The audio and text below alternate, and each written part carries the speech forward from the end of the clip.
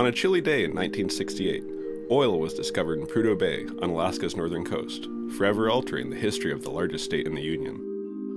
The Prudhoe Bay oil field brought the first drops of North Slope crude and long-standing issues of indigenous land claims bubbling to the surface. The issue?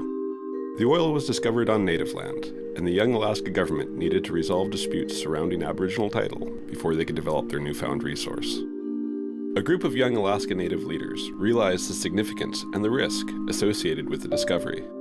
They saw before them the history of the government's interaction with lower 48 tribes, of broken treaties and reservations, and they were determined to work within the legal framework of the Alaska and United States constitutions to maintain legal rights to their land and secure equality through a fair settlement. These leaders worked diligently and strategically to make certain that decisions facing native lands remain in native hands. They sought a new, groundbreaking solution, forever altering the destiny of Alaska's first people, the 49th state, and the nation.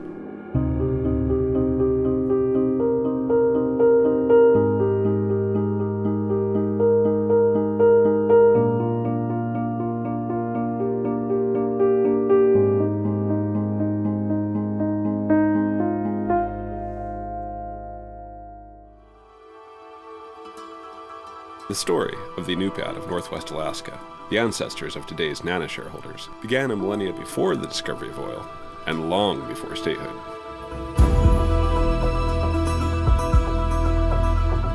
The first Inupiat, the real people, crossed a land bridge that connected Asia to what is now Alaska, and were inventors and innovators once they settled in their new home.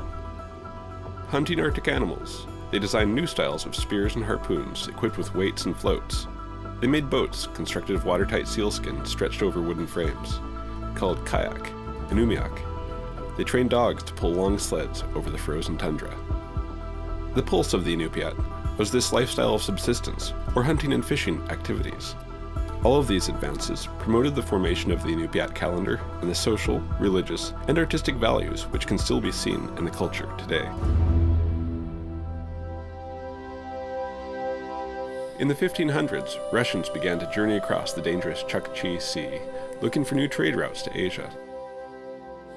While the search for trade routes proved fruitless, the expeditions pulled the curtain on Alaska's abundance of furs. On a single expedition, Russian seamen caught 900 sea otters and even more foxes.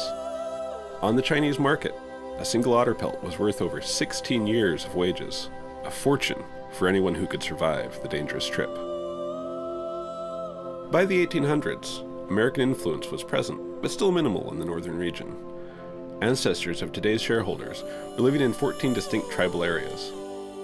The language they developed, Inupiatun, was then, and still is, divided into two dialect groups, the coastal and Upper Kobuk dialect.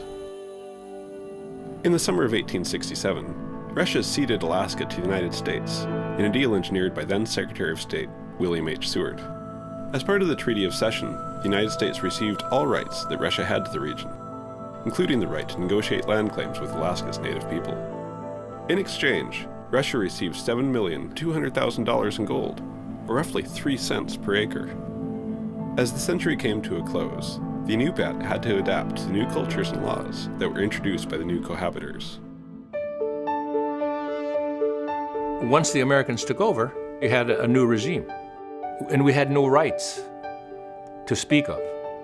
If the Congress and the Alaskan political leaders of the time had their way, they were going to steal over 100 million acres of land. We were never going to get it back. And that's what really turned me into an activist, because if we didn't do something, it was going to be gone. In May of 1966, a young Alaska native, Willie Hensley, wrote a graduate paper at the University of Alaska Fairbanks entitled, "What Rights to Land Have the Alaska Natives?" The primary issue. The Organic Act of 1884 promised protection to Alaska Natives. That said something like Alaska Natives would not be disturbed in their use and occupation or any lands claimed by them. Well, when I saw that, when I did that research paper, I thought, wow, we claim it all.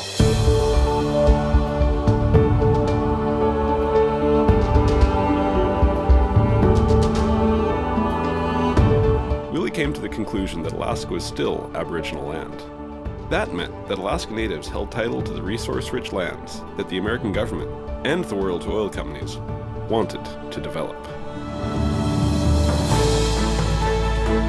Signed into law by President Nixon in 1971, the Alaska Native Claims Settlement Act, or ANCSA, is the largest land claims settlement in United States history. Alaska Natives received 44 million acres of land, transferred to 12 Alaska Native regional corporations, and more than 200 village corporations.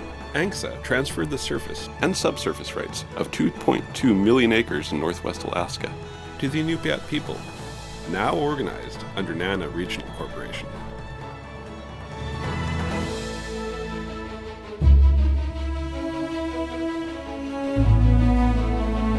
For thousands of years, the hunting of beluga whale, caribou, and bearded seal promised security for Inupiat people. Our world has changed, but the same spirit of innovation and provision has secured the traditional way of life for today's generations of Alaska Natives. We are the Inupiat of Northwest Alaska. We are NANA.